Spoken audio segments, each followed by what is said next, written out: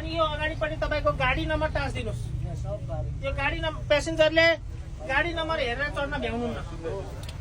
यो गाडी नम्बरको फाइदा के छ भन्नुहुन्छ भने तपाईँहरूको केही कथामा सामानहरू छुटो भने नि म यति नम्बर गाडीमा चढिरहेको थिएँ, मेरो सामान यो गाडीमा छुटो भन्यो भने हामीले एउटा क्लू भेट्यौँ भने हामीलाई खोजिदिनलाई सजिलो भयो नि त।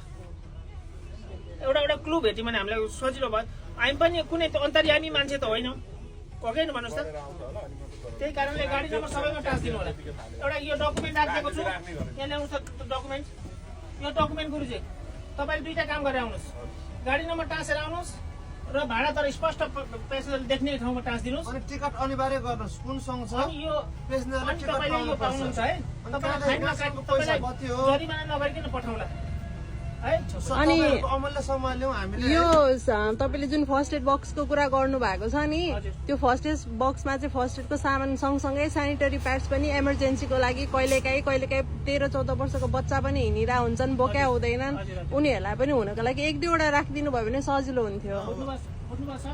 बुझ्नु पनि पेसेन्जरको बात के रहेछ अलिकति हामी स्टाफलाई भन्नुहुन्छ सङ्घमा त कुरा राख्नु पर्यो नि तपाईँहरूले। हामीले पनि गरिरहेको छौँ। धेरै महँगो पर्दैन त्यो कुरा, धेरै पर्दैन।